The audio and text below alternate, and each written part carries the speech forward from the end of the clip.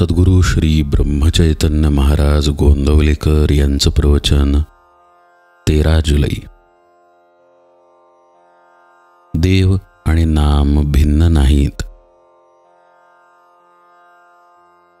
आपल्या अनुभवाला येईल तेच खरे जरी असले तरी आपण त्याप्रमाणे वागतो का?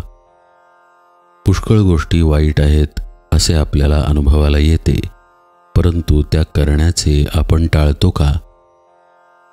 हाच तर आपल्यातला दोष आहे. थोर पुरुषांचे मात्र तसे नसते. त्यांना जे अनुभवाला आले ते त्यांनी आचरणात आणून दाखवले आणि म्हणूनच ते संत पदवीला गेले. खरोखर संतांचे आपल्यावर केवढे उपकार आहेत.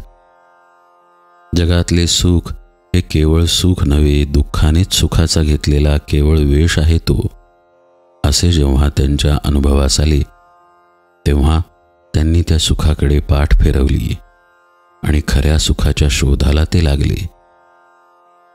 परमेश्वर प्राप्तीतच खरे सुख आहे असे त्यांना आढळून आले. त्या प्राप्तीचा अगदी सोपा मार्ग म्हणजे ईश्वराचे नाम. हेच वेदकाळापासून तो आत्तापर्यंत सर्व साधू संतांनी अनुभव घेऊन सांगितले आहे.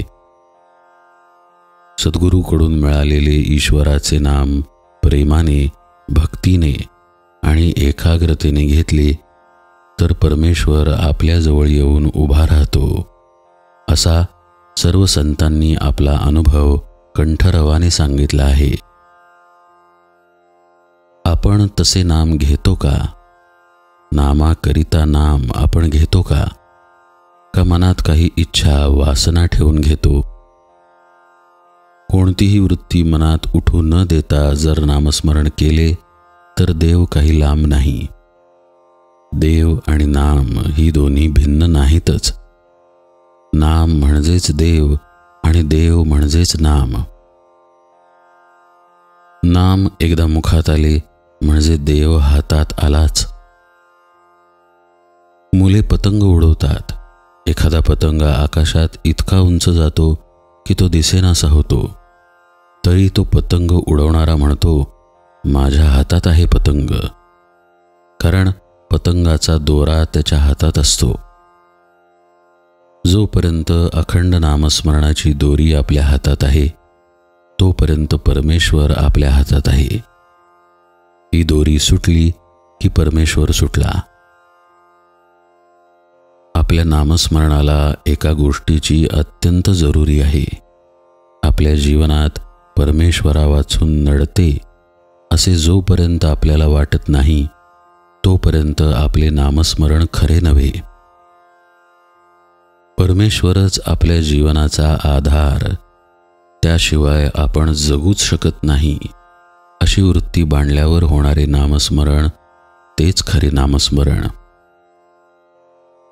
आपली स्थिती तर याच्या अगदी उलट. परमेश्वरा वाचून आपले कुठेच अडत नाही अशा वृत्तीने आपण नामस्मरण करतो. मग परमेश्वर तरी कसा येईल? परमेश्वराचे नाम हेच आपल्या जीवनाचे सर्वस्व समजून नाम घेतले तर जीवनाचे सार्थक झाल्या वाचून राहणार नाही. नामाने भगवंताची प्राप्ती होणारच ही खात्री असावी. अशा नामालाच निष्ठेचे नाम असे म्हणतात. भक्त, भगवंत व नाम ही तिन्ही एकरूपच आहेत. जेथे नाम आहे तेथे भक्त आहे व तेथेच भगवंत आहे. जानकी जीवन स्मरण जय जय राम.